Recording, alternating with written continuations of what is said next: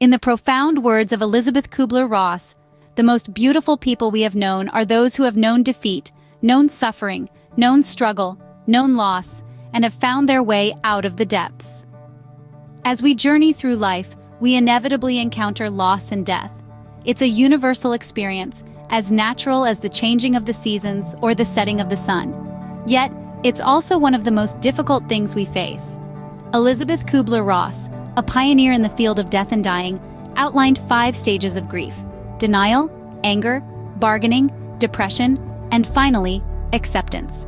These stages are not linear, nor are they the same for everyone, but they do offer a framework for understanding our emotions in the face of mortality. Accepting death doesn't mean we stop missing our loved ones or forget them. It means we acknowledge the loss as part of our life's journey, allowing ourselves to heal and continue living. As we navigate through the stages of grief, acceptance becomes our beacon of light in the darkness. Scene script.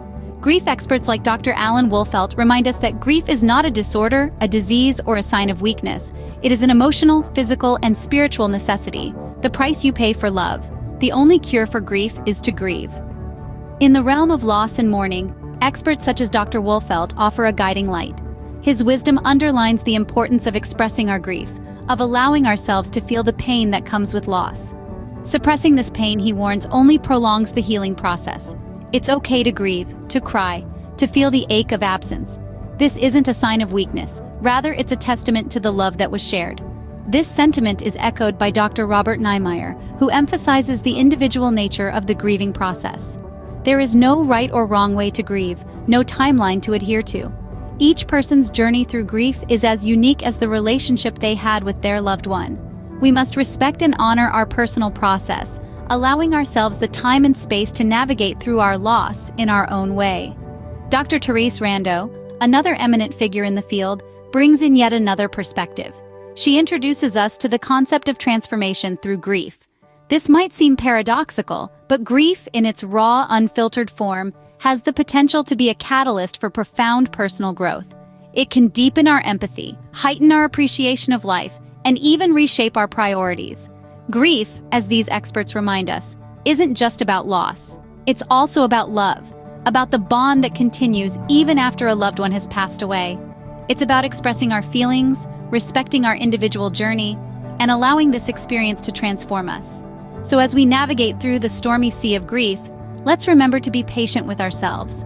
Let's express our feelings, honor our unique process, and remain open to the possibility of growth.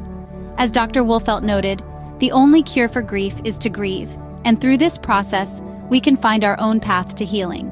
Healing doesn't mean forgetting or moving on.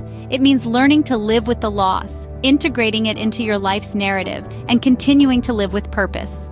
Healing is a journey, not a destination. It's a winding road with ups and downs, curves and straight stretches.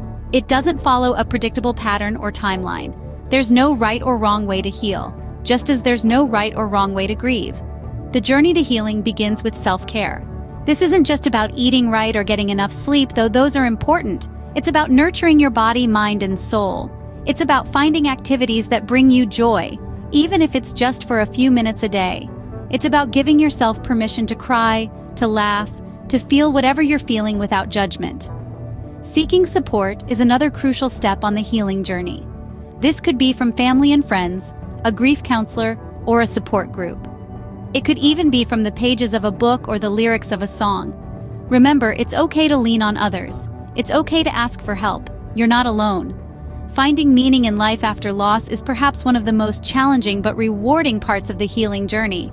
This doesn't mean you have to have all the answers or that everything has to make sense. It's about finding a purpose, a reason to get up in the morning.